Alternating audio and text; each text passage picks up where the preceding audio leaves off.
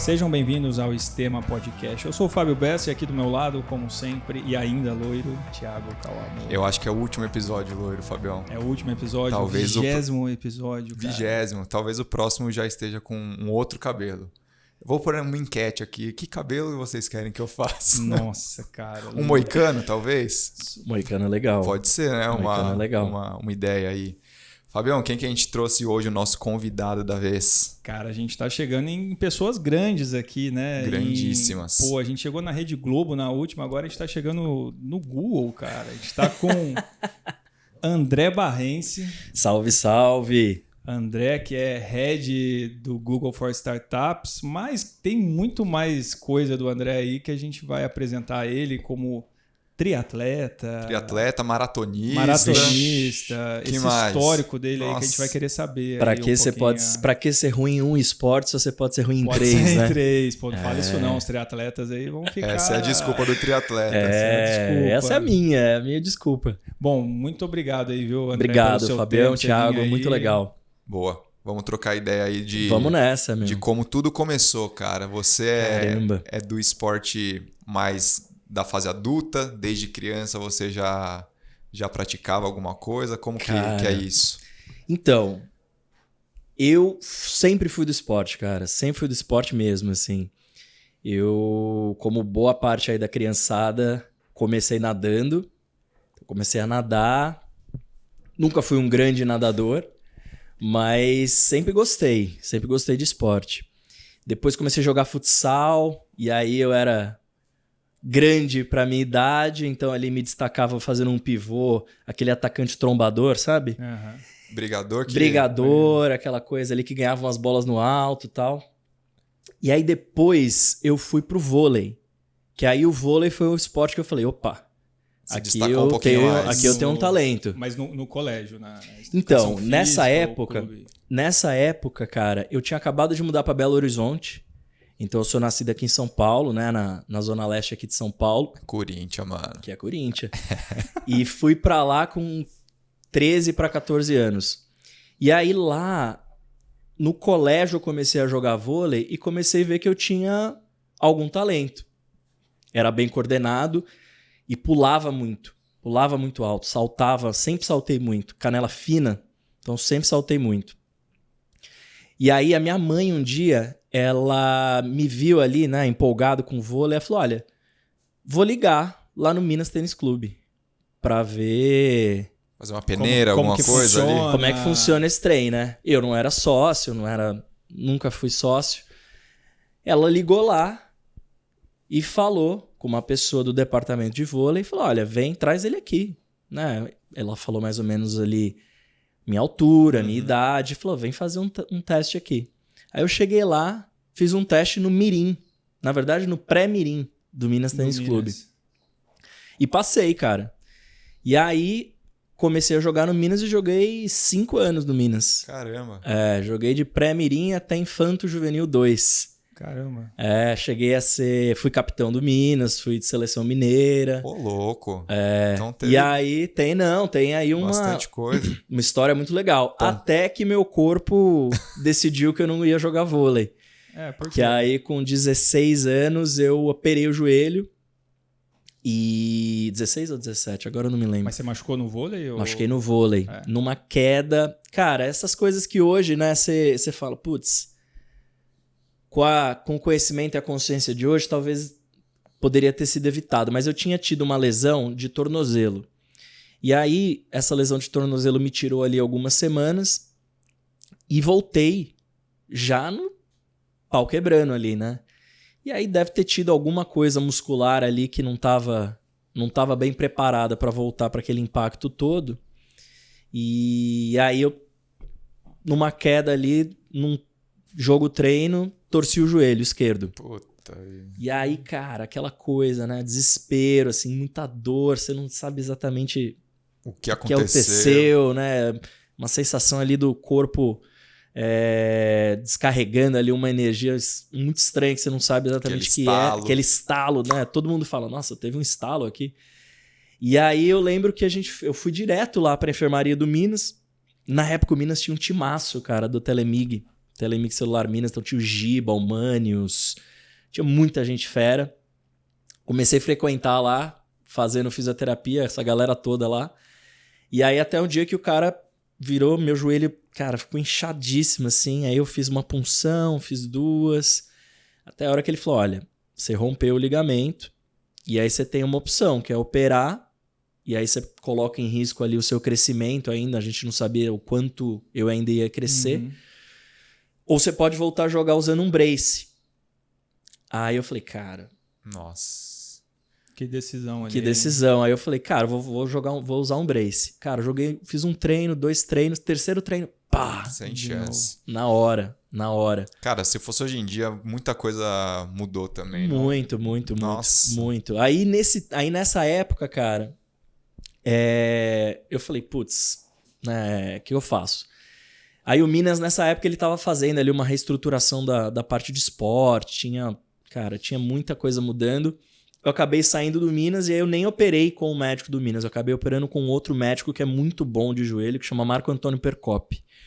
E aí o Percop falou, cara, não tem jeito, você tem que operar. Lá em Belo Horizonte mesmo. Lá em Belo Horizonte. Aí eu operei, na época, cara, a recuperação eram 9 meses, eu lembro direitinho, assim, eram 3 meses de muleta. Mudou tudo hoje, né, cara? Cara, ligamento cruzado ainda é uma lesão chata para reabilitação, mas esse período mesmo, 9 meses, às vezes 1 ano. Eu demorei 9 meses, eu fiz ligamento cruzado anterior e menisco medial. Fiz uma meniscectomia parcial ali. E aí, cara, voltei a jogar. Aí voltei a jogar, assim, num nível bom, mas já tinha meio que desencanado de voltar pro clube. E aí, 2 anos depois, jogando ali num bom nível, mas colégio, e aí eu tinha até a opção de fazer um draft pra jogar fora, fazer universidade fora, rompi o outro joelho, outro ligamento. O outro, cara. Aí rompi o LCA do direito. Pra ficar igual, né? Pra ficar igual. Fiz barba, cabelo e bigode ali. Cara, nessa hora deve ter sido um balde de água fria, né? Foi um negócio assim, eu falei, não acredito nisso, cara, não acredito. Cara. Mas eu lembro que assim, o primeiro joelho, por exemplo, né, eu machuquei, aí eu tentei reabilitar, aí eu machuquei de novo, então foram meses. O segundo joelho, eu lembro que eu machuquei num dia, numa sexta-feira, na segunda-feira eu já tava operando. Meu médico, eu liguei pra ele me examinou na sexta mesmo e falou, posso operar segunda de manhã? Aí eu falei, bora. Tipo, quanto mais rápido, melhor. E aí depois disso, cara, eu nunca mais voltei a jogar vôlei num alto nível. Sempre bati uma bolinha ali. Mas aí eu comecei a fazer outros esportes. Então, eu tava até conversando com ele aqui agora, que é tipo meu irmão da vida, assim, que ele é triatleta profissional, que é o Thiago Vinhal. O Thiago Vinhal. O Negão, a gente jogava vôlei junto. E a gente era carne e unha a vida inteira. E aí a gente nadava, começamos a malhar, fazer musculação e tal. Ele, com mais ou menos uns 19, ele falou, Negão, vou começar a correr. Aí eu falei, pô... Vou junto, né? Só que ele sempre correu muito, assim, sempre se destacou, assim, desde a primeira corrida de rua. Outro dia a gente achou uma foto, cara, talvez da primeira corrida de rua que a gente tenha feito junto. Eram uns 10 quilômetros do estado de Minas. E assim, ele já, tipo, fez pra 35 os 10K. A primeira prova. Sim, E aí, sei lá, eu devo ter feito pra 45, uma coisa assim. E aí a gente começou a treinar junto ali, corrida, ele, cara, engatou. Nessa época eu comecei a fazer faculdade, fazia 2 faculdades, então meu tempo de treino diminuiu muito, mas eu sempre mantive ali. E aí depois, cara, quando ele começou no triatlon sério, aí eu falei, cara, legal esse negócio aqui. E aí comecei a também entrar no triatlon, e aí comecei a treinar e tal. E quando mudei pra São Paulo, aí eu falei, putz, agora eu vou fazer esse trem sério. E aí comecei a treinar mesmo, quando eu tinha uns 30 já, o triatlon. Então tô com uns 8 anos. E você conhece o Vinhal da onde? Como que vocês são tão irmãos assim? Cara, de colégio. De colégio? Verdade, de colégio. Você sabe que o André, quando eu te conheci, eu lembro que quando a gente falou do Vinhal, o Vinhal é meu irmão. Então, a intensidade que ele falou, eu achei que era irmão de verdade. De sangue, assim. Mas e aí ele falou, não, cara, ele é meu irmão, como se fosse meu irmão. Mas ele é engraçado isso, porque a gente se conhece desde 13 anos, quando eu mudei para Belo Horizonte. E aí, a gente estudava no Santo Agostinho, e quando a gente tinha 14 anos, a gente fez uma viagem juntos. E aí a gente, cara, ficou irmão. E aí, assim, a minha mãe é mãe pra ele, a mãe dele é minha mãe, a Vilma é minha mãe. Uhum. E o Guga, que é o irmão dele, tem uma galera que fala, nossa, mas você parece mais com o Negão do que o Guga. Então, assim, a gente tem uma relação muito, muito, muito próxima, desde 13. E aí ele, cara, sempre teve esse talento, assim, de esporte, cara. Assim, ele jogava vôlei, jogava futebol, jogava basquete, jogava... Sempre se destacava em tudo. Sempre, assim, tinha uma aptidão física absurda. Tem gente que nasce com isso, Natação, né, cara? também, assim, ele sempre nadou bem pra caramba. E aí eu lembro que a gente teve uma época, cara, que a gente começou a malhar. E esse caso é engraçado. A gente malhava numa academia que a gente chamava carinhosamente de açougue. Porque era muito raiz, assim, cara. Era muito raiz, assim, no centro de BH. Era muito raiz. Esbarrona tudo enferrujada. Cara, era só, assim, a galera muito raiz. Quente, ventilador. Nada. Não, era um negócio, assim, cara. Bafado, até hoje eu olho... Cheiro de suor. Cheiro de suor e, assim, e aquela coisa, assim, nossa, quanto mais peso, melhor, sabe? E aí a gente falou, cara, isso aqui não é pra gente, né? Vamos pra outra coisa. E aí começamos a correr, aí foi quando ele enganchou de fato na corrida. E aí na sequência veio a bike, putz, e ele já nadava, então foi meio que natural pra ele, sabe? Mas a gente é irmão, cara, isso. Foi padrinho de casamento, a gente é muito, muito parceiro. Eu já tava falando com ele agora, combinando aí da gente ver se a gente se encontra... A gente não se encontrou esse ano ainda, vendo se a gente se encontra rápido aí. Não sei se ele vem pra São Paulo. Pô, legal. Aí fala pra ele dar um pulo no Estema depois aí. Pô, maior prazer, cara. Ele vem com certeza, Com certeza. Bom, antes... Já tá convidado. Boa. Tá convidado. Não, tipo, pra gente seguir o timeline seu aí de vida, né? Que você tava falando que com 17 anos tinha, na verdade, na faculdade, aquela... Talvez a oportunidade de ir jogar fora, vôlei, para talvez fazer faculdade. Nessa época você estava pensando em quê? Aí, antes de romper o outro joelho lá? Cara, então, eu tinha, na verdade, assim... Porque você fez direito, né? A primeira faculdade... Eu fiz 2 faculdades juntas, na verdade, 2 graduações, né? Eu fiz administração pública e fiz direito. Você fez junto as duas? Fiz junto, cara, fiz junto. E aí, nessa época... Eu sempre tive essa coisa... Eu sempre fui uma pessoa muito do mundo, assim. Então, eu tinha muito na minha cabeça de fazer alguma coisa... Relações internacionais, ou... Durante um tempo, eu achava que eu ia ser diplomata. Então, sempre tive essa coisa... de olhar muito pra fora. E aí, o meu desejo, talvez, de fazer uma faculdade fora... Era, talvez, uma vontade de estar no mundo, né? Quando não rolou... Que eu machuquei o joelho, eu falei, cara, perdi a janela do draft... Vou ter que fazer vestibular aqui. Aí eu fiz, cara, Direito na FMG, Administração Pública e prestei Relações Internacionais. E aí eu passei nos 3, eu falei, cara, o que eu vou fazer agora, né? E aí alguma coisa, assim, acho que conversando com a minha mãe ou com um professor, eles falaram, não, tipo, faz Administração Pública e Direito, que dá pra você conciliar os períodos. Então eu fazia Direito à noite e fazia Administração Pública pela manhã.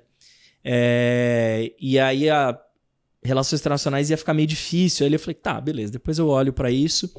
E foi ótimo, assim. Então, assim, eu fiz os 2 juntos, me formei super cedo, na verdade. Então, eu tava formado nos 2 já com, sei lá, 22 anos, assim, 22 para 23. Mas deve ter sido intenso. Correria, né? Isso foi demais, cara. Foi uma época que eu dei uma bela parada, assim, na coisa de esporte, então, porque não tinha muito como fazer. Eu corria, na verdade, assim, a faculdade ficava na beira da Lagoa da Pampulha. A UFMG lá, né? Então eu corria na Lagoa, corria pelo menos 2 vezes na semana, e nessa época eu fazia a volta da Lagoa todo ano, mantinha ali alguma atividade, mas sem ter a disciplina de, putz, eu vou treinar para fazer esse tempo, para melhorar essa performance. Então foi um período que eu coloquei muitas fichas ali na parte intelectual. Cara, e foi ótimo, assim, eu falo que foi um período incrível da minha vida. E aí depois eu fiz mestrado, mas aí eu fiz mestrado em Londres. Daí você foi morar fora? Aí eu fui morar fora, fiz mestrado em Londres, aí eu fiz mestrado já mais na área de economia. Aonde que você fez? Fiz na London School of Economics. E aí lá também foi um período que assim, eu praticava atividade física, mas mais para manter alguma movimentação do que propriamente pensando em alguma performance, sabe? E foi muito legal, assim, acho que esse período assim que eu falei, cara, deixa eu mergulhar aqui, focar e tirar o máximo. Você já emendou possível. direto o mestrado? Teve um intervalo assim de 2 anos. Eu fui pro mestrado com 25. Entendi. Então teve um intervalo de 2 anos aí. Que aí nesse período eu tava trabalhando no governo, então tava assim, também tava numa intensidade grande, assim, de começo de carreira, sabe? Você trabalhou no governo? Olha Trabalhei 10 anos no governo. Caramba, que momento que a gente vai chegar no Google aqui. Eu imagino a contradição que deve... Não contradição, mas assim, como que meio paradoxal. Contraste. Contraste. Exato, é meio paradoxal. As pessoas às vezes olham e falam, nossa, né? Como é que você foi do governo depois pro Google? Tem ali coisas no meio que explicam, né? E eu acho que para mim fazem sentido. Mas naquele momento, cara, eu amava trabalhar no governo, porque é um lugar de muito potencial de realização. Eu sempre trabalhei em áreas ligadas a planejamento, estratégia e parte de finanças públicas, assim, especialmente em planejamento e estratégia. Então eu trabalhava na Secretaria de Planejamento justamente com a carteira dos projetos mais importantes, assim. Então imagina que a gente, cara, 23, 24 anos, eu e mais algumas pessoas mais ou menos da mesma idade, a gente gerenciava ali orçamentos de milhões, centenas de milhões de reais. E isso, cara, trouxe um nível de responsabilidade e ao mesmo tempo de exposição muito, muito importante, assim. Então, trouxe ali uma experiência de lidar com, cara, todas as nuances ali também, né, do poder, da política e, obviamente, de como é que você entrega melhor para o cidadão, que, putz, eu dificilmente acho que eu encontraria se eu tivesse escolhido outro caminho naquela idade. Então foi muito importante para mim, assim. 23 anos, moleque, assim, resolver com um orçamento de milhões, assim, na mão. Cara, era muito responsa. E ao mesmo tempo, eu acho que tinha essa coisa de, tipo, dá para inovar, dá pra gente fazer diferente, dá pra gente testar coisas, dá pra entregar mais. Então era todo mundo ali numa cultura de muita entrega. E era um negócio incrível, assim, algumas das melhores pessoas que inclusive até hoje estão em posições incríveis, assim, tanto no governo quanto no setor privado, eu conheci trabalhando lá. Bacana. Isso era Minas? Lá em Minas. Governo de Minas. Legal. Governo de Minas. Legal. Foi muito legal, cara. E aí depois disso, quando eu voltei do mestrado, eu ainda voltei para trabalhar no governo. E aí nessa época eu voltei a treinar. Aí eu comecei a treinar, fiz meio maratona do Rio, alguns anos, voltei a fazer a Pampulha ali meio pra... Putz, agora eu vou fazer tempo.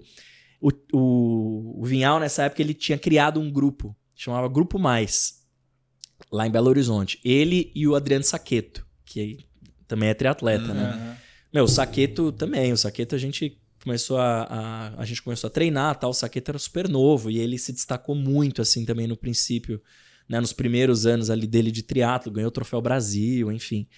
Então aí eles montaram esse grupo e naturalmente ali todo mundo que treinava, que tinha alguma ambição competitiva, começou a treinar com eles. Então era muito legal também. Então tinha sempre ali muita gente junto treinando, melhorando.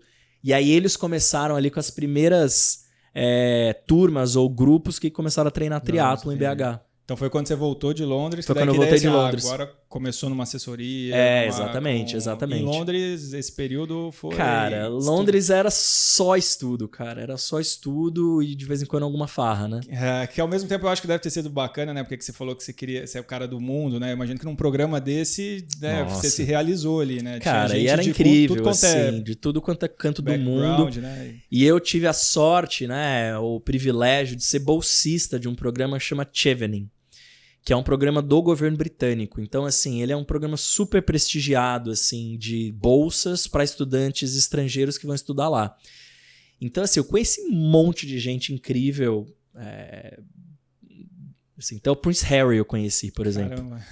Por ser bolsista desse programa. Então, assim, era... Cara, era tipo beber água do hidrante, sabe? Tipo... Então, assim, eu falei, vou me entregar aqui, vou entrar nesse processo aqui e vou viver tudo que eu tiver para viver. Você ficou quanto tempo lá?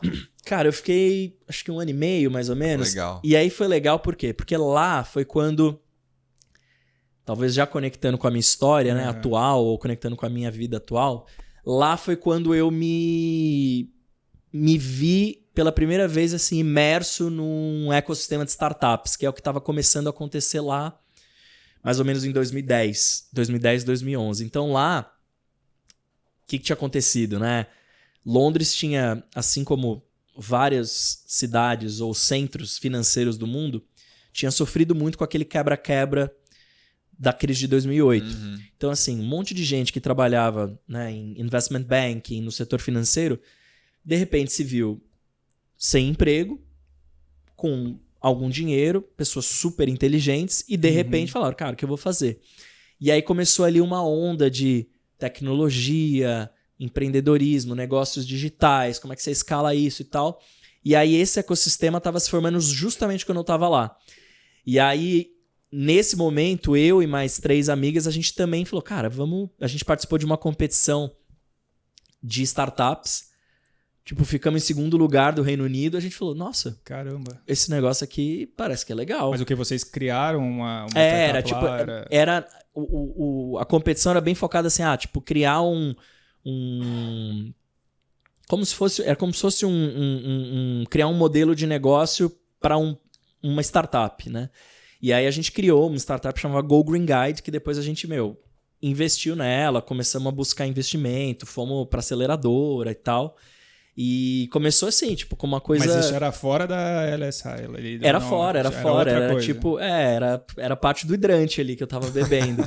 Então isso aí tinha sido só pra vocês terem uma ideia, tinha sido tipo uma competição da McKinsey, não sei se vocês sabem, que é a consultoria, que ela fez uma competição do Reino Unido ali de estudantes, então tipo, tinha gente da LSE, de Oxford, de Cambridge, não sei o quê. E aí a gente ficou em 2º, a gente falou, nossa...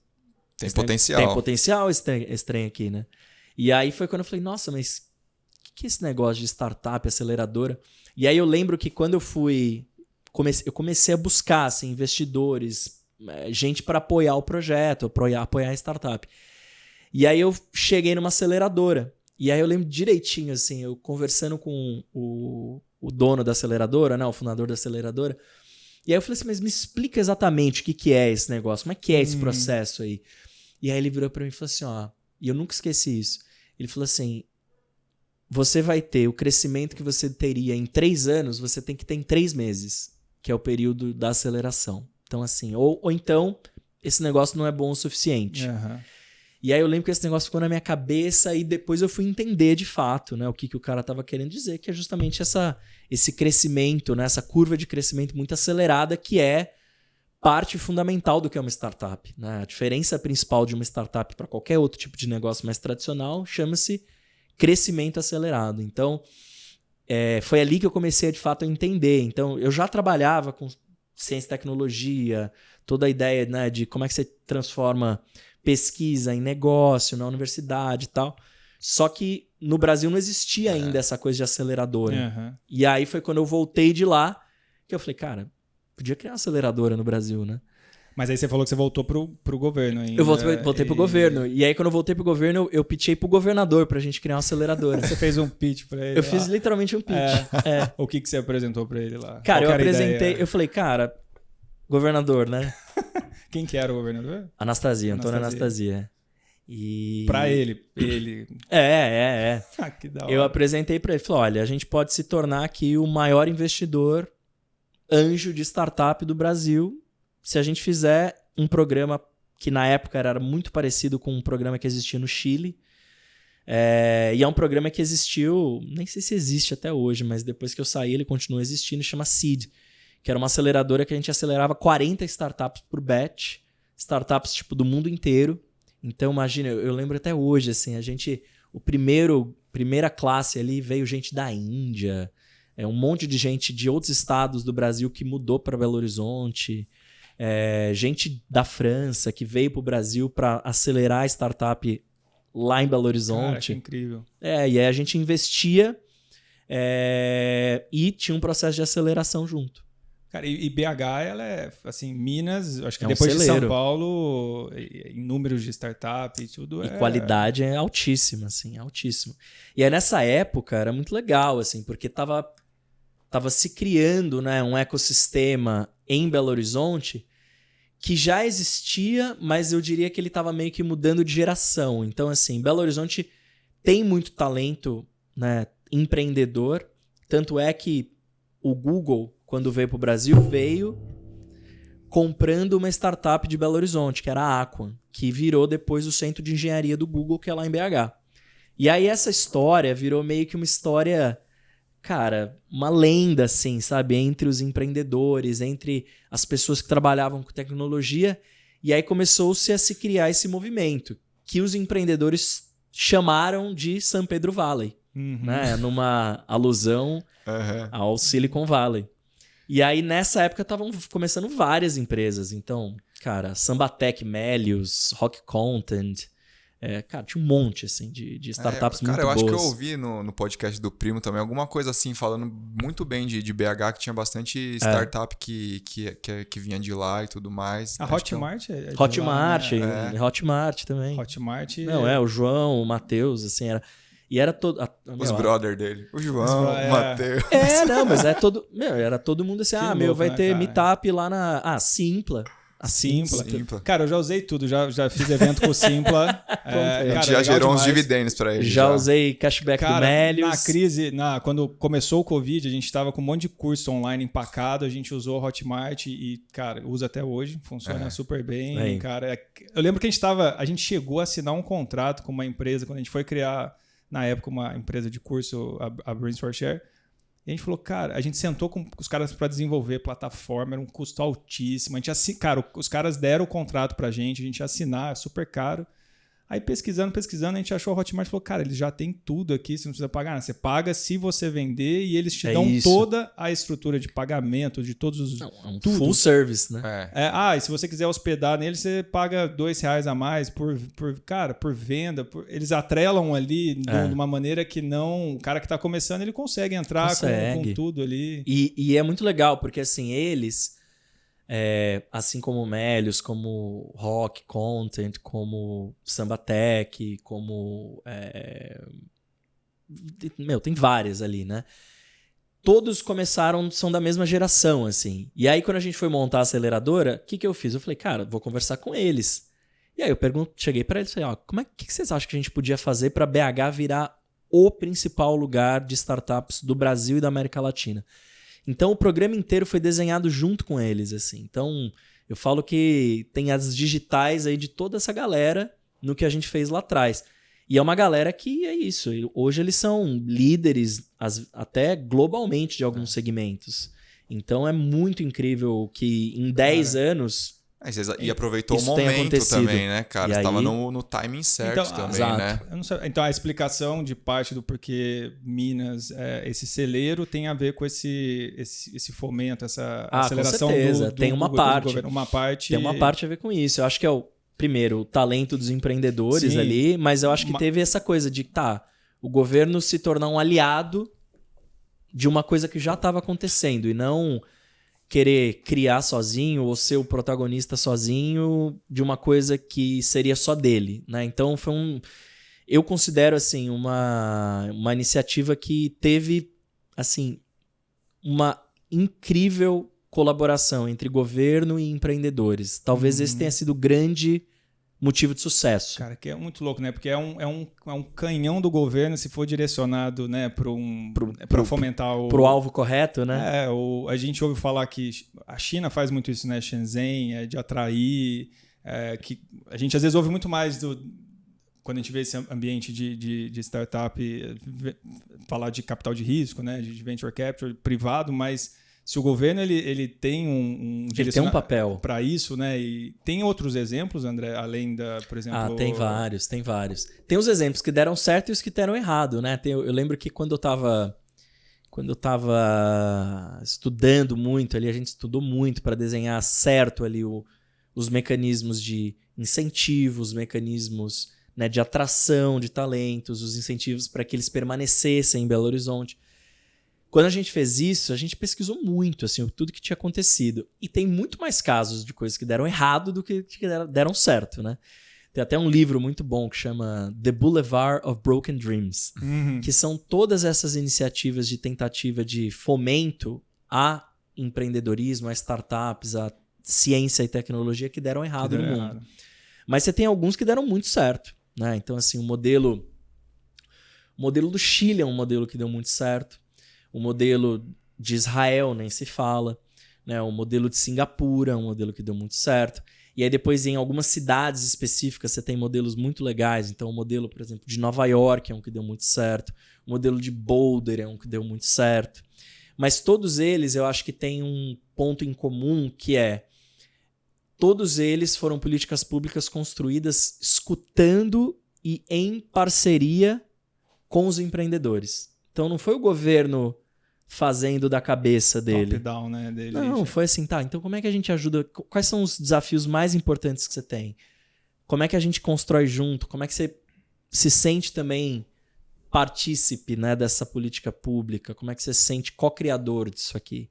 E aí você ganha, né? Eu acho que você ganha ali muito mais do que só conhecimento sobre o problema. Você começa a ganhar muitos aliados, porque não é o governo que vai resolver sozinho, né? Tem ali uma série de outros atores que juntos constroem um ecossistema. E que estão querendo, né, cara? Que é bem sucedido, que estão querendo. Então tem as universidades, os empreendedores, os investidores, os próprios, o próprio governo. Né? Então, assim, tem muita gente que tem que estar junto para uma política de ciência, tecnologia e inovação dar certo. Porra, legal demais. É legal, né? Puta. Eu adoro esse tema, cara. Bom, mas vamos voltar um tiquinho pro André Barrense, né? Porque não sei se já chegou nos 30 anos que você voltou aqui para São Paulo e começou a cara, fazer o triatlon de novo. Aí eu voltei, como que né? foi? Então, aí eu voltei. Aí quando eu voltei para São Paulo, eu vim para cá, não vim direto pro Google, então eu vim para ser sócio de uma startup aqui que é incrível, existe até hoje, chama Geek, que é uma startup de educação. Geek, sei. Grande Sasaki. Cara, incrível já atendi também. O Sasaki. Já atendi o Cláudio Sasaki. Cara, o Sasaki é um baita esportista também. Crossfiteiro. Tenista, crossfiteiro. Jiu-jiteiro. Vamos tentar trazer ele aqui. Sasaki é bom. Sasaki é gente fina. Sasaki é gente finíssima, cara. Baita empreendedor. Baita empreendedor. E aí eu vim pra cá, a gente era sócio e aí, cara, a Geek tava num momento muito legal, então, assim, várias dores de crescimento. E aí eu vim tocar toda a parte ligada à educação pública. Então, assim, como é que a gente fazia a solução chegar nas redes públicas? Foi uma baita experiência, assim, uma startup num estágio de muito crescimento, vários desafios, o mercado de educação mudando pra caramba. Então, foi super legal. Só que nesse período, o Sasaki era um cara muito esportista, então era muito legal, assim, que todo mundo na Geek tinha essa coisa de esporte. Então ele influenciava muito, né? Como é que a liderança tem um papel, né, que pode ser muito positivo para determinadas questões de cultura e, obviamente, que impactam a vida do funcionário ou da pessoa que trabalha ali. Então ele tinha essa coisa de ele ter um lifestyle muito saudável e aí todo mundo começou a ter aquilo. E aí quando eu vim pra cá, eu comecei a ver que isso era parte da cultura ali da turma. Eu falei, cara, eu vou comprar uma bicicleta aqui. Aí eu comprei uma bicicleta pra começar a ir pra Geek pedalando. Aí depois eu falei, cara, esse negócio de bicicleta aqui eu gosto pra caramba, meu. Aí eu falei, pô, vou comprar uma Speed um pouquinho mais legal. Aí comprei, comecei a pedalar, comecei a treinar. Nessa época, o Negão passava treino. Então vinha. Deve ter ficado feliz, né, que você começou a fazer grilo, cara. Mas ele, nossa, assim, ele é muito engraçado, né? Porque assim, ele me conhece como ninguém, assim. Então, às vezes eu tava assim, nossa, ele falava, não, Negão, você tá fazendo mole aqui, né? Você tá fazendo corpo mole nesse treino aqui. Você sabe fazer mais que isso. Então, ele tem essa coisa muito do... Eu acho que assim, além dele ser um baita atleta, ele tem essa coisa do espírito de muita positividade, sabe? Então, foi muito bom, porque eu tava mudando de cidade, então assim, não tinha muita gente pra treinar. Então foi ótimo eu ter alguém como ele, que era praticamente minha família ali, me dando um apoio pra eu fazer uma mudança pra um esporte novo. Depois, no segundo momento, ele virou pra mim e falou assim, olha, eu acho que você devia procurar mais gente pra treinar. E aí ele falou, putz, vai treinar lá com o Marcos Paulo. Aí eu fui treinar na MPR, treinei um tempo com ele. Com o próprio Marcos Paulo? Com o próprio, é.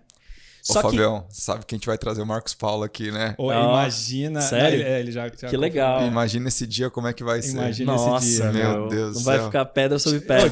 Tinha que fazer filmar, né? Fazer o streaming ao vivo aí. Tem que fazer. Tem que fazer. Vamos tentar fazer isso. Tem que fazer. E aí, nessa época, cara, ele... Cara, aprendi muito lá. Aprendi muito, assim. Tipo, a parte dos fundamentos, assim, foi super legal. Só que eu comecei a sentir que, assim, eu precisava de eu sou um cara que tem tempo muito contado, assim. Eu faço muita coisa. Uhum. Então eu falei, nossa, eu preciso de uma coisa um pouco mais eficiente, assim. Tipo, e eu sou muito cara de dados, assim, sabe? Eu falei, putz, eu precisava de alguém que fosse meio nerd, igual eu. Assim, pra me treinar de um jeito meio nerd. Aí eu falei com o Vial, ele falou, cara, procura o Spadoto. Aí eu falei, quem que é esse? Ele falou, não, ele tem uma assessoria, chama TT e tal, não sei o quê. Cara, aí um dia eu marquei pra conversar com ele, e aí eu fui entender, porque aí ele foi me passar uma outra visão, assim, do que era, estruturação de treino e etc. E ele é mega nerd, assim, mega nerd. Então eu falei, putz, esse cara aqui tá mais na minha vibe, assim, porque eu sou nerd também. Então, você achou que tava procurando? Eu achei que eu tava procurando, assim, e super, assim, personalizado. Então eu falei, eu acho que eu vou mudar. Aí eu mudei, cara, e tô com o Spadoto já há 5 anos. 5 anos. 5 anos que eu tô com... 5 anos? É, a idade do meu filho, exatamente, 5 anos, cara. Nesse meio tempo, eu fiquei um tempo... Eu voltei a treinar com o Vinhal, eu até fiz um meio Iron com ele me treinando. Eu fiz um meio... Ele treina, né, em Maiorca. E aí... Foi o meu primeiro meio Iron, inclusive. Eu fui treinar com ele lá um período... E aí fiz a prova com ele lá. Lá em Maiorca. Lá em Maiorca, é. É o quê? 70.3? 70.3 de Maiorca, é. Por que eles treinam lá, você sabe? Cara, porque é um paraíso. É um paraíso, tô ligado, mas é bastante triatleta treinar lá, né? Tem muito. Lá tem muitos triatletas e também muitos ciclistas. E assim, a razão pra isso, cara, é que é um lugar perfeito.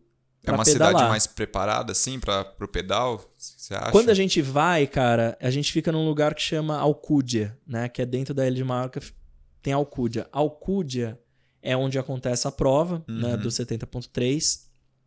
E de lá, você saindo, você vai para várias outras cidades pequenas e várias montanhas que são, assim, coisa de filme. E aí... tem muitas equipes que fazem pré-temporadas lá e tem muitos atletas que fazem pré-temporadas ou temporadas de treino lá.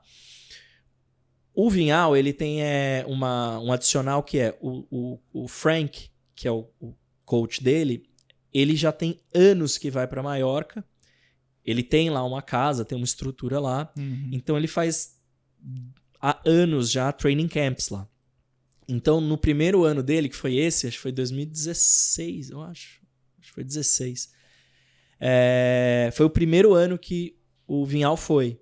E aí ele falou, cara, é outro nível de treino, é outra dinâmica de vida que você só tá ali pra treinar. Você tá ali só pra treinar. E atletas de muito alto nível. Você fez o training camp ou você foi pra ficar... Não, eu fiz um training camp lá com ele, Na época, assim, eu não fiz um training camp organizado. Hoje tem alguns training camps que estão sendo organizados lá. Na época eu fui... porque eu conhecia o Vinhal. E aí eu fui e tava tendo um training camp lá de uns noruegueses e tal. Eu meio que embarquei com eles. E aí fiquei acho que 2 semanas treinando e aí depois na terceira semana eu fiz a prova. E foi o primeiro, 70.3? Foi o primeiro. E aí, como é que foi? Doído pra caramba, mas você tinha rapaz. feito short olímpico antes? Tinha. Tá até vendo aqui, eu tinha feito Santa Cecília, eu tinha feito alguns olímpicos, eu tinha feito um olímpico. E aí, cara, eu falei, não, eu vou fazer esse trem aí. E aí, eu comprei a bike dele, inclusive, eu comprei a bike do Vinhal. comecei a treinar, enfim, ele voltou a me treinar. Eu lembro direitinho, cara, que acho que umas 3 semanas... Não, 3 não, vou chutar aqui, mas umas 6 semanas antes, eu tomei um tombo de bike treinando na USP. Uma bobagem, assim, sabe? Essas bobagens de treino. Torci o joelho e fiquei assim, cara, quase que eu não fui. E aí, nossa, o Doc me botou na linha de partida, na linha de largada, assim, cara. Então eu falei, cara, eu vou ver o que dá pra eu fazer com esse joelho aqui na corrida, né? Cara, e deu tudo certo. Fiz, sei lá, fiz pra 5 e... Não, 5 não, cara. Fiz 5,40, 5,45. E lá é um percurso super subida, assim. É tipo... Subida. A bike é matadora lá, cara. É muito, muito, muito subida. Quente? Cara, nem é tão quente, Não? na verdade. Não, na verdade não é tão quente. É muito... Às vezes chove nessa prova. Então, assim, é uma prova que você ou vai estar ameno ou vai chover. Então, assim, o histórico é meio estranho dessa prova, sabe? Mas terminou moído, que você falou. Nossa, aí. eu terminei, cara, moído, assim, moído, assim. Tipo... Mas com vontade de fazer outro? Eu terminei com vontade de fazer outro, cara. Eu lembro que teve mais gente, assim, que essa prova, né, ela tem... Então, assim, tinham vários prós lá. O Vinhal fez, o Jasper fez, que é um parceiraço de treino dele e tal. E aí eu fiz lá, cara, eu terminei e falei, cara, onde é que eu falo? Como é que eu escrevo pra próxima aqui, né? Tipo... Só que aí nessa época o Vinhal virou pra mim e falou, negão, cara, eu vou pra cima agora na carreira de atleta. Então, putz, eu não vou treinar mais, não vou ter mais ninguém pra eu treinar. Se você quiser, eu continuo te treinando, porque a gente é... Mas eu falei, cara, meu, foca. Não vou, né? Não, foca, entendeu? Tipo, sua vida é essa, Ele já né? tava com um certo nível já nessa época? Já. Ele já tinha... Nessa época, ele já tinha sido do Team Bravo, né? Então, ele já tinha ali ganhado um destaque. Ele tinha sido... Não, nesse ano ele ficou em segundo na Malásia. E aí no ano seguinte acho que ele ficou em terceiro aqui em quarto, acho que no Iron Brasil. E aí foi pra Kona no ano seguinte. Que aí ele ficou em 13º. Então ele já tava... Legal, em ascensão. Em ascensão, assim, Eu vi o Vinhal no... Acho que, cara, 2015 ou 2016 no Team Bravo, que a gente foi... Acho que foi 2015. A gente foi cobrir o Ironman em Floripa, né? A gente alugou uma casa, fez a tree house, e aí tinha uma estrutura para os pacientes nossos lá. E aí eu lembro que nessa época ele estava no Team Bravo, eu vou até achar, cara, mas tem uma foto do Vinhal chegando, e aí um monte de gente dando a mão assim, um era eu ali no meio. Que legal, que legal. Eu vou achar essa foto aí. Ah, que legal. Eu acho que era 2015, né? E aí não lembro qual posição que ele chegou, mas foi super bem, assim. Ele... Quinto, sexto, não lembro. Foi. Ele já tava, assim, em ascensão. Acho que o Team Bravo foi importante pra ele, tracionar, né? Que a gente fala nas startups, né? Ele começou a tracionar e fazer aquela curva de crescimento, assim, como atleta. E aí, nessa época, ele falou, nossa, eu vou me dedicar aqui. Eu falei, nossa, não tem nem o que falar. E aí foi quando eu falei, putz, eu tava querendo alguém aqui com uma abordagem um pouquinho diferente. E aí foi quando o Espadoto... E aí foi quando eu conheci o Espadoto, Mas aí, por exemplo, você chegou, Espadoto, você vou continuar fazendo... Quando você conversou com ele, a ideia era continuar no 70, no meio Iron... Eu falei com ele, falei, olha, ele muito, assim, acho que muito cuidadoso, né? Então, assim, ele foi entendendo um pouco do meu histórico, vendo ali o que eu tinha feito e tal. E, obviamente, qual que era a minha disponibilidade de tempo também, né? Que eu acho que é muito importante, assim, né? Acho que, cara, uma das coisas que eu aprendi nesses últimos anos, assim, de triatlon é essa, né? Como é que a gente faz casar, né, a nossa vida com o triatlon, né? Ou o triatlon com a nossa vida. São muitos treinos, cara. São muitas variáveis ali, né? E aí, nesse período, eu tive filho. Então, as coisas foram mudando. E eu falei, olha, eu quero continuar, eu vou me dedicar, mas eu preciso de treinos que se ajustem à minha vida, né? Então... E encarar isso de uma outra maneira também, de uma outra maneira, assim. Nossa, eu me cobro muito, cara, assim. E aí, teve uma época que eu comecei a sentir que não tava me fazendo bem. Eu falei, nossa, eu preciso de um outro acordo aqui comigo mesmo. Então eu acho que o Espadoto ele tem essa sensibilidade, assim, sabe? Ele vai entendendo ali, ele, o Valtinho, o time todo, e vão ajustando. Mas assim, a partir do momento que você falou, não, isso aqui dá pra fazer, putz, eles querem que você faça, né? Então tem um compromisso ali dos dois lados, o que é muito bom, pelo menos pra mim. E depois de Maiorca aí, então, qual que você se inscreveu, que ficou nesse pensamento? Cara, aí eu fiz depois de Maiorca, eu fiz... Eu acho que foi logo... Acho que eu fiz Maceió. Maceió. Eu fiz Maceió. Totalmente diferente. Totalmente diferente. Quente assim. pra caramba. Nossa, meu, assim, Mas depois eu fiz Fortaleza. Então eu achei Maceió... Fichinha, assim. Eu achei Maceió, meu, ameno. Mas já terminou um pouco melhor. Assim. Não, aí em Maceió... Cara, Maceió eu já fiz um sub-5. Então, assim, aí eu já... Nossa, eu já melhorei muito, assim, sabe? Eu já dei um... É isso, eu já ganhei muita experiência assim, ao longo desse período de treino. Aí eu já fui melhorando bastante, sabe? Então, assim, não teve nenhuma prova, cara, que eu terminei que eu falei, nossa, nunca mais faço esse trem, sabe? Não, talvez tenha uma. Uau. Acho que é a Maratona de Paris, cara. A Maratona de Paris. Acho que essa eu falei, nossa, cara, nunca mais faço esse trem. Não quer mais fazer maratona. Mas por quê? Eu vou pensar umas 2 vezes. Cara, conta aí pra gente aí. Então, cara, o que rolou lá foi o seguinte. Primeiro eu quero saber, assim, da onde surgiu a ideia de fazer uma maratona. Porque assim, cara, você tava no triatlon, você fazia a prova, tipo, de bike isolada, de travessia. Fiz algumas. Eu fiz algumas. Tipo, fiz algumas de bike, enfim, Letap, Gran Fonda, essas coisas. Mas é porque, assim, corrida pra mim é disparado o mais desafiador, cara. Por conta até dessa... Eu acho que eu tenho, na verdade, um bloqueio que eu preciso ir trabalhando ainda por conta das minhas lesões de joelho. Tá. Né? Então, assim meus joelhos estão longe de ser joelhos 100% saudáveis. Então, eu tenho essa coisa, tipo, cara, será que dá pra eu forçar mais? Será que dá pra ir? Então, é um gatilho que eu vou pouco a pouco trabalhando, assim. Então, eu fiz muito trabalho com você, Fábio, fiz muito trabalho com o Renan pra ir melhorando a mecânica, sentindo melhor, fazendo as coisas se tornarem mais eficientes também, né, na minha corrida. Então, assim, a corrida, a maratona, foi o seguinte, isso é até engraçado. A Érica, que é a esposa do Espadoto, um dia ela veio pra mim e falou assim, nossa, cara, tô precisando focar aqui na corrida e tal, não sei o que, acho que eu vou fazer uma maratona. Aí eu falei, nossa, uma boa ideia, né? Porque eu preciso focar também. Eu falei, eu preciso focar também. Aí ela falou, eu falei, qual que você vai fazer, Érica? Ela falou, eu acho que eu vou fazer Paris, porque eu vou... Tá aí, vou lá também. Aí, o que acontece? Eu tenho uma irmã que mora na Suíça. A minha irmã mora em Zurique há muitos anos.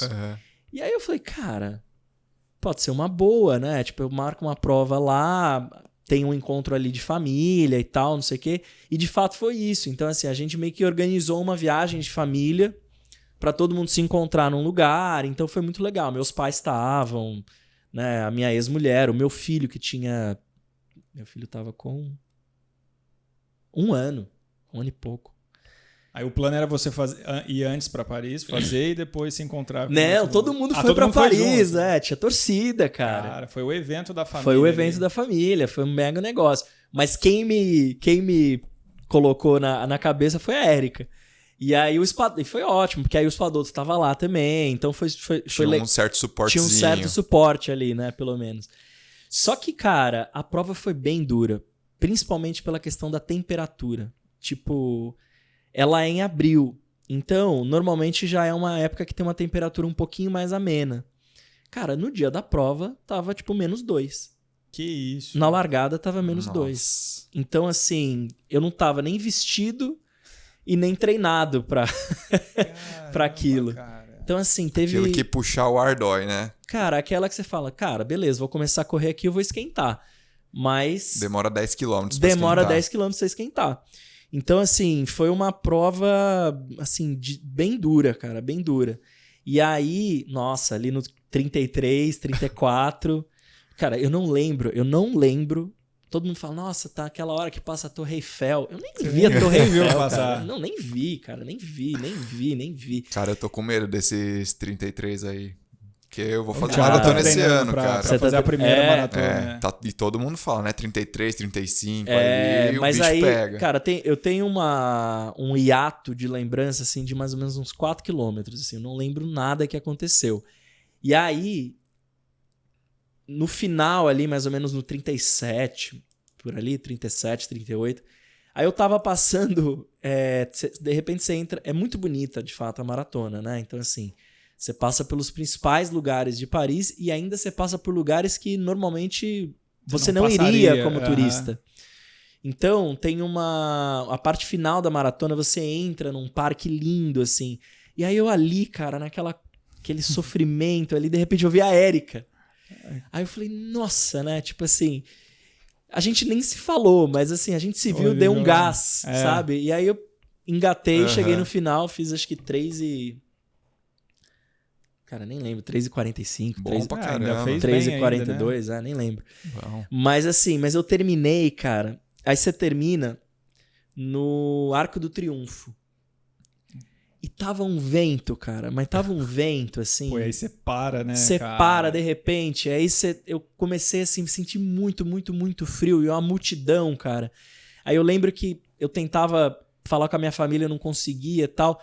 Aí, de repente, eu consegui encontrar com eles. Aí eles, cara, me deram uma blusa.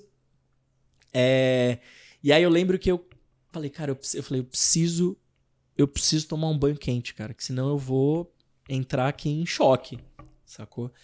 E aí, nossa, conseguimos um táxi lá. Pro hotel. Corri pro... A gente tava na casa da família do meu cunhado, que eles têm um apartamento lá. Correram pra lá. Corremos pra lá, cara. Eu entrei debaixo do chuveiro, assim. De roupa e tudo. Cara, aí eu ganhei vidas, assim, sabe? Tipo, água quente. Água quente. Eu falei, nossa, sobrevivi, cara. Sobrevivi. Aí foi aí que você falou, nunca mais. Nunca mais foi esse negócio aqui, cara. Nunca mais.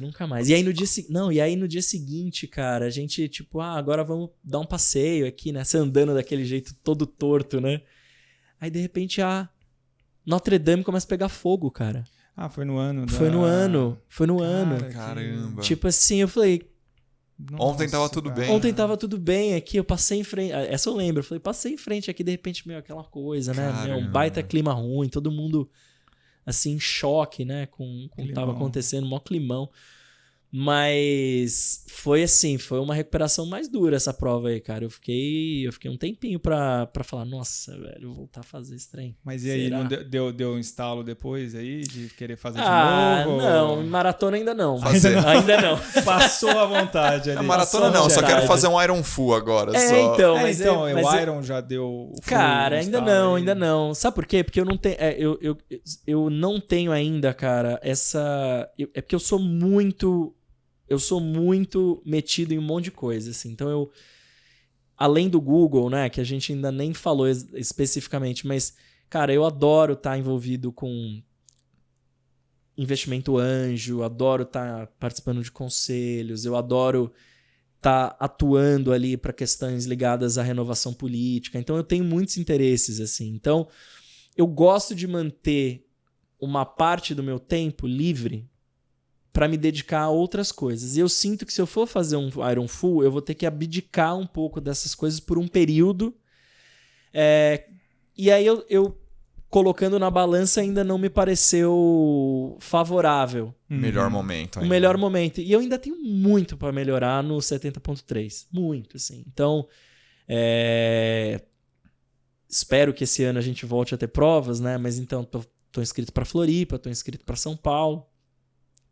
Tô fazendo um ciclo legal agora de base. Então, assim, tem muita coisa para melhorar. Então, eu tô nessa toada de melhorar continuamente no Iron no 70.3 e aí depois num outro momento... Que é algo factível pela demanda sua. Exato. O 70.3 encaixa, cara, muito bem, assim, na minha disponibilidade, sabe? E na minha dedicação. Ô André, e o Extremo é um podcast sobre esporte e carreira, né? Então a gente normalmente vai falando das coisas meio junto, porque você é um só, né? E acho que essas coisas não se separam muito, né? Mas, cara, hoje você tá no Google, né? Numa posição bem importante, né? Bem game changer, assim, para o universo aí de empreendedores. como que o André foi parar no Google, né? A primeira coisa, na verdade, cara, a gente sempre ouve falar, o processo seletivo do Google sempre tem um misticismo aí, né? Tem uma coisa misteriosa. Cara, a gente tem um livro do Laszlo lá, que era, acho que era VP de Work RH, Rules. Work Rules, e eles falam do processo longo de vários por pares, é isso mesmo, cara. Google tem um cara, as coisas mudaram. Então, né? Eu brinco que parece que foi ontem que eu entrei no Google, né? Mas eu já tô há 6 anos no Google. Perdão. E o processo, eu vou contar o que aconteceu comigo, né? Eu lembro exatamente como se fosse hoje. Eu tava indo para uma reunião na Secretaria de Estado de Educação do Mato Grosso. Aí eu tava no avião, pousei, abri meu e-mail, meu Gmail, aí tinha lá um Hi from Google. Já pensou que era spam, já? Eu já falei, nossa, passei o limite do armazenamento aqui do Gmail, vou ter que pagar. E aí, na verdade, era o assunto do e-mail era Hi from Google. E aí era, na verdade, uma recrutadora, né? Uma headhunter do Google, que depois a gente ficou muito amigo, que é a Ana, falando, olha, a gente queria conversar com você, saber sobre o seu momento, tal, não sei o quê, papapá. Topa? Falei, topo, vamos falar. E aí, conversamos, e aí depois ela foi me explicando, né, o que era justamente essa posição para ser o head, né, do Google for Startups aqui no Brasil, e para abrir um espaço que seria ainda aberto, né, que é o Google Campus aqui na região da Paulista. E aí ela falou, você foi indicado aqui, né, como uma pessoa que a gente deveria falar e tal. E eu falei, nossa, super me interessa, tem tudo a ver com, não é nem o que eu faço, é o que eu sou, né? E deve ter sido uma sensação muito boa, né? Foi muito legal. Esse momento, assim, tipo, de ver o e-mail, caramba. Muito legal, né? muito legal. E o processo inteiro foi um prazer, na verdade. Assim, eu conversei com algumas das pessoas que, na época, não eram meus amigos, né? Eu não os conhecia, mas algumas das pessoas mais interessantes, assim, sabe? Durante o processo. Grande maioria delas, pessoas todas de fora, né? De diferentes lugares do mundo.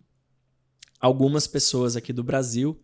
Então, foi um processo relativamente longo. Eu acho que foi um processo de mais ou menos uns 5 ou 6 meses, uma coisa assim. Mas eu diria que foi um processo muito prazeroso, assim, foi muito gostoso participar, porque a cada conversa ali, cada entrevista eu ia conhecendo um pouco mais das pessoas, da posição, e aí eu ia também, de alguma maneira, consolidando na minha cabeça, nossa, eu posso fazer isso e posso entregar muito, né, para a comunidade de startup aqui do Brasil. Então, a cada etapa, eu acho que foi só confirmando que, nossa, eu realmente queria estar ali. E aí no final, né, quando eu voei para Califórnia, né, para estar lá fisicamente, né, e conhecer a pessoa que seria, né, a minha líder ali, que na época chamava Mary Grove. Cara, eu tive ali, eu tava ali no Googleplex, né, que é o campus do Google ali em Mountain View, e foi assim, eu falei, caramba, literalmente parece que eu tô num filme aqui, né? Só que eu tô no filme, né? E então foi muito legal, assim, e a forma, o tratamento, tudo foi muito, assim, foi muito prazeroso. Então, essa mística em torno do processo, eu acho que veio mudando muito ao longo do tempo. Eu diria que, assim, hoje, uma das partes mais importantes, ou resultados mais importantes de um processo do Google, é que o candidato ele saia com a sensação de ter saído melhor de um processo do que ele entrou. Então, que ele, inclusive, mesmo que ele não seja, né, a pessoa, o candidato que receba uma oferta, que ele saia falando, nossa, foi muito legal. Então, eu acho que tem esse cuidado. E aí, esse cuidado é uma parte da cultura da companhia. Então, é legal você sentir isso desde o primeiro dia que você começa a interagir com qualquer Googler.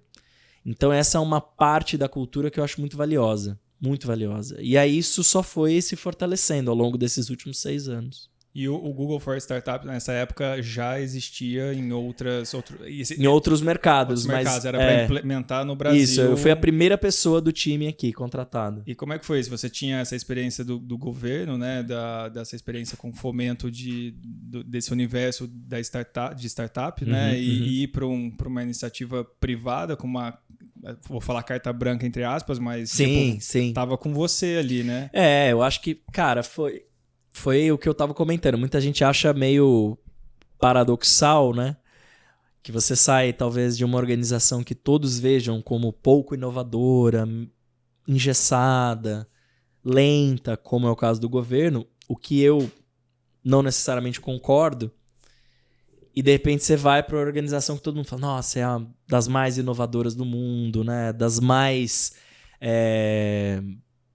ágeis do mundo e etc.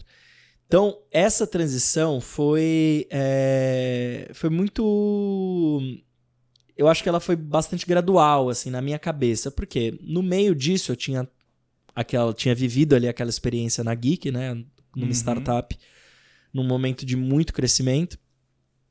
Mas eu acho que tem, né, nesse processo, Fábio, tem uma coisa que, assim, todo Googler a gente fala, né, que passa por um período em que ele vive uma síndrome do impostor. Né? Eu imagino. Que você fala assim, nossa, mas será que eu sou essa pessoa mesmo? Será? Cara, não, alguma hora alguém vai descobrir que erraram nesse processo. Que não sou eu. Então, essa questão da síndrome do impostor, eu vivi também. Eu vivi muito. E durante alguns meses. Até fazer acontecer e até começar a ter o resultado. Até a hora que você fala assim, nossa, não, mas tipo, resultado. Tá rolando, né? E tá legal, e tá dando resultados muito positivos. Então, e volta e meia, até hoje eu me pego e falo, nossa, será que esse negócio eu realmente sou capaz de fazer? Ou será que realmente eu fiz, mas... Então, esse questionamento é um questionamento, acho que muito recorrente em organizações que têm essa cultura de alta performance, de entrega, né? E, obviamente, organizações que têm muito output, né? Organizações que entregam muito. Então, volta e meia, eu acho que todo mundo no Google se pega se questionando isso. E comigo não foi diferente. Mas aí chegou um momento em que eu comecei a me sentir mais encaixado, mais confortável, realmente ali entendendo tudo que eu trazia para o Google.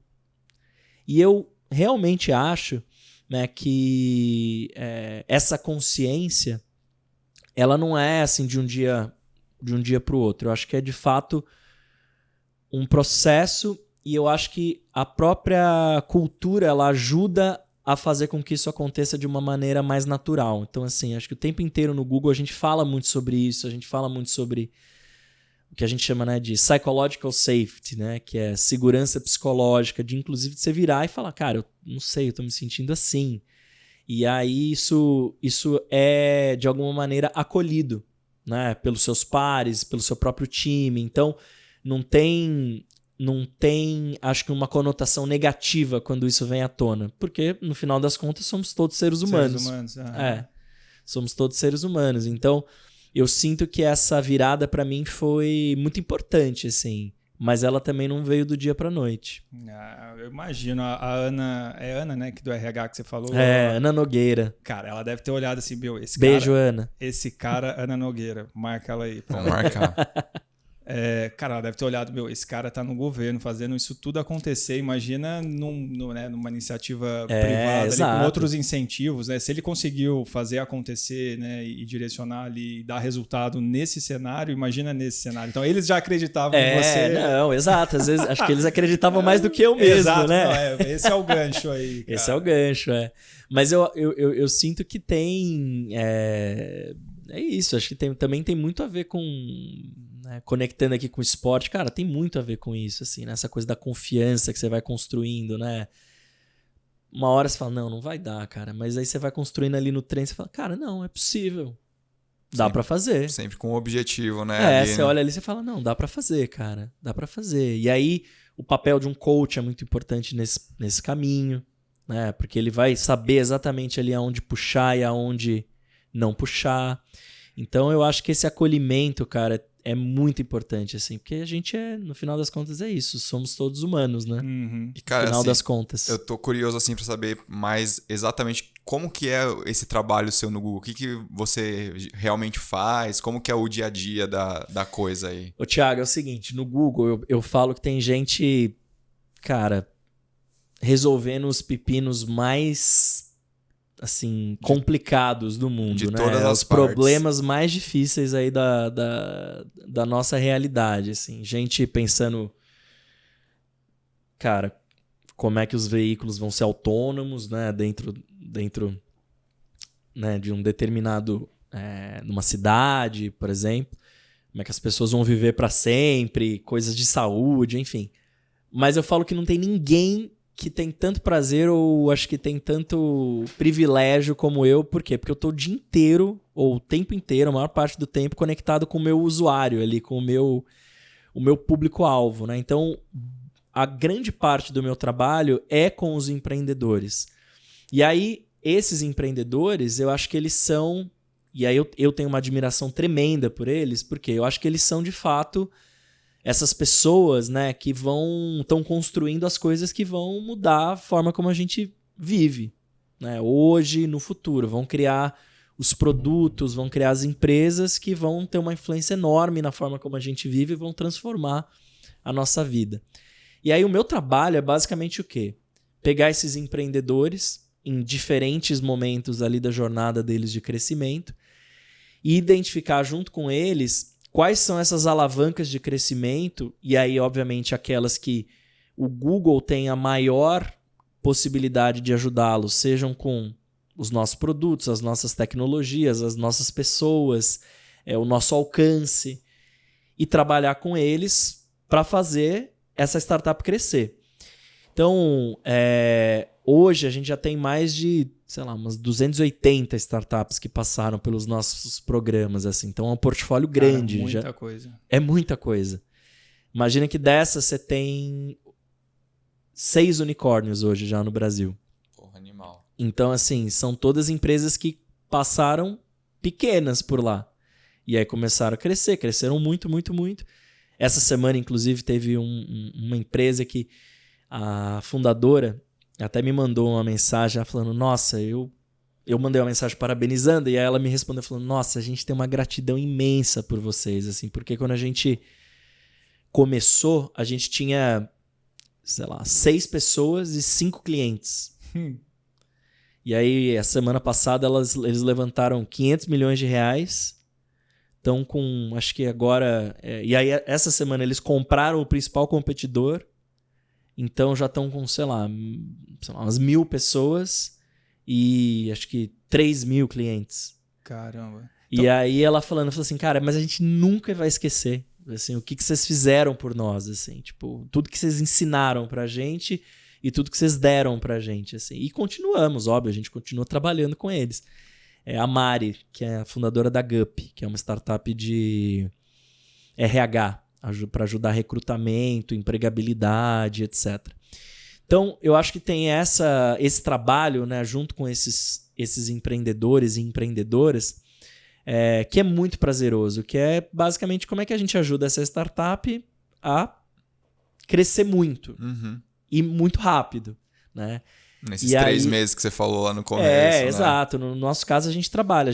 Às vezes, o programa em si, né? O maior programa que a gente já realizou era um programa de 6 meses.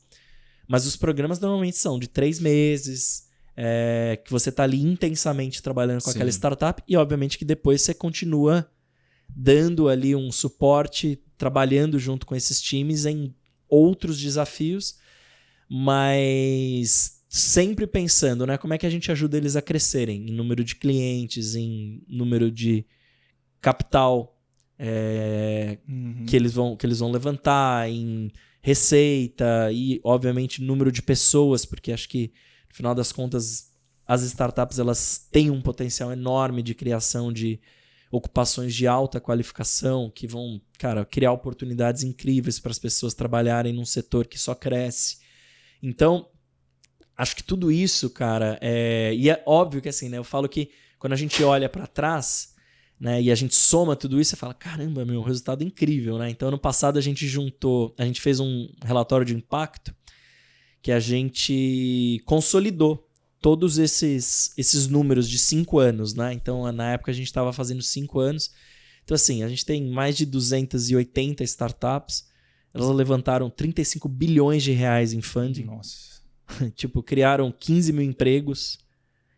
Então, assim, tem... E resolveram muitos 7 problemas, unicórnios. né, cara? E resolveram um monte Muitos de problema. né? Isso que é o mais importante. Que é o né? mais importante. Cara, isso é muito legal, né? Então, assim, eu falo, e tem startups que vão... E, de novo, né? Tem startups que são incríveis. Tudo bem, podem não ser unicórnios e etc, mas estão resolvendo problemas muito importantes, assim. Cara, eu sou suspeito pra falar, eu já falei da Hotmart, da Cinco.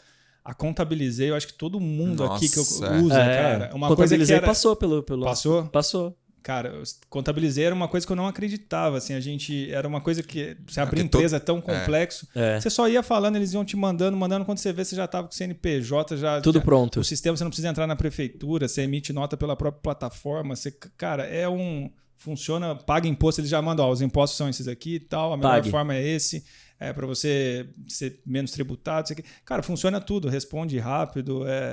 Super, a Contabilizei passou pelo Accelerator, que é um programa nosso, passou em...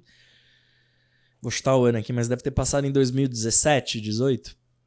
Caramba. Mas deve ser muito prazeroso, né? Você vê... é muito legal. É muito legal. E depois ver essas empresas, né? Todas elas já desempenhando. Não, e tem algumas, assim, que são muito... Eu acho muito incríveis, assim. Acho que eu falei, né? Falei da Gup, mas tem várias outras, né? Por exemplo, o Quinto Andar. Quinto Andar. Já busquei lá também quando eu mudei. Não, Nubank. Cara, Quinto Andar. Eu lembro quando eles colocaram aquela solução de você agendar a visita sem precisar ligar para imobiliária. É um calendário ali, né? Você marca ali e vai. Não, tem muitas ali. Log. Então, assim, tem várias que você fala, nossa, que legal. E aí, agora você tem um outro movimento, né? Que são as startups que passaram pelos programas, estão comprando outras startups que passaram pelo programa. Então, recentemente, ontem eu estava conversando com um founder que a startup dele foi adquirida por uma outra que passou por um programa nosso. Então, a Alice comprou a Cuidas. Então, as duas, a gente falou, cara, incrível. Cara, a Alice, a gente tem proximidade aqui que a gente atende, né? É parceiro deles e funciona. A proposta deles é incrível, né? Muito legal. A coisa, e esse reforço, né? A atenção primária, né? A coisa é muito legal. Eles querem que você use, não é? Tipo, a dinâmica deles é diferente. Eles querem o usuário perto para justamente cuidar da saúde ali, né? Não é esperar a doença vir. Exato, é uma outra abordagem, né? E eles receberam agora, foi acho que a maior captação de turma tá voando, né? Turma tá voando. No ano passado. Eu sou cliente, são muito Alice. bons. Você é cliente. Sou cliente. Tá pronto, vendo? Então. E é muito bom mesmo, cara. Na verdade, comecei mês passado, cara. Experiência ótima até por enquanto. Que legal. A Alice passou por vocês lá? Passou. Eles passaram já durante a pandemia. Eles entraram no Growth Academy, que é um programa já para startups que estão crescendo muito. Aí o Matheus, né, que é um dos fundadores, e que, aliás, até de BH também. E eles passaram, tô até perdido aqui no tempo. 2020 eles passaram. Pô, legal demais.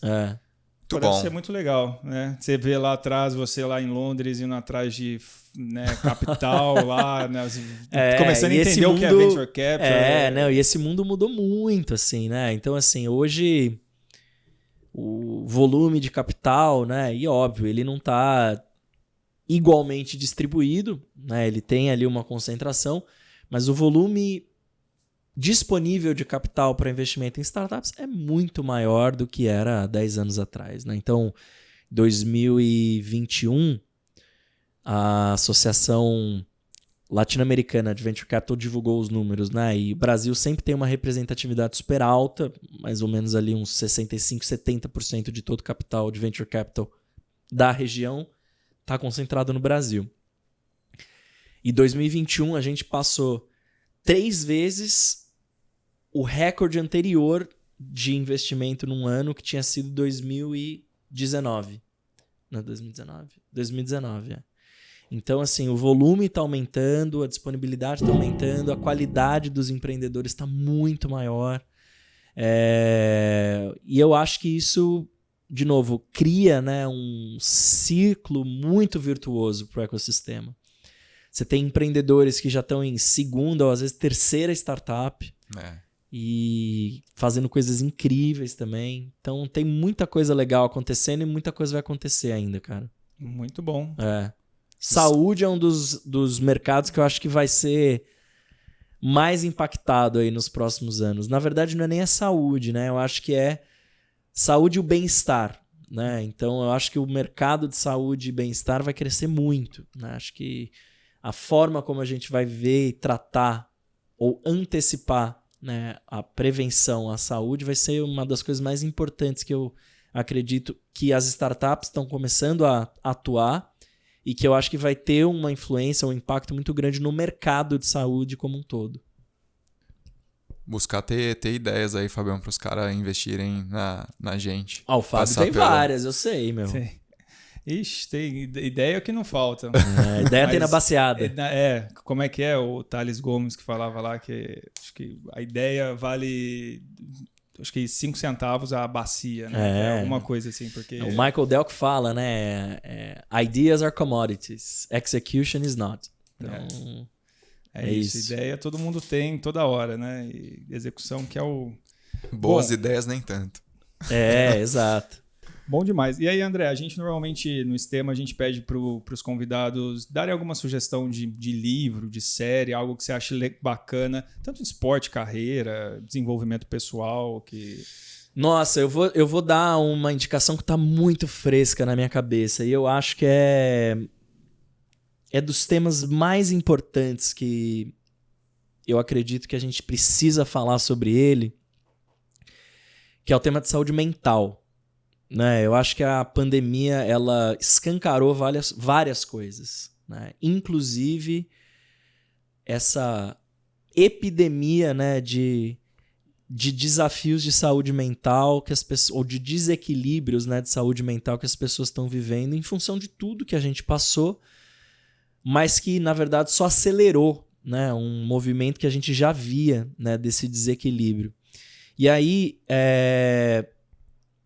tem um documentário que ele foi produzido pelo Michael Phelps, que se chama The Weight of Gold, que é o peso do ouro, que está disponível, não vou me lembrar a plataforma, mas está disponível em alguma das plataformas, salvo engano, é na Star Plus, em que ele conta sobre a experiência dele com saúde mental ou com desequilíbrios, né?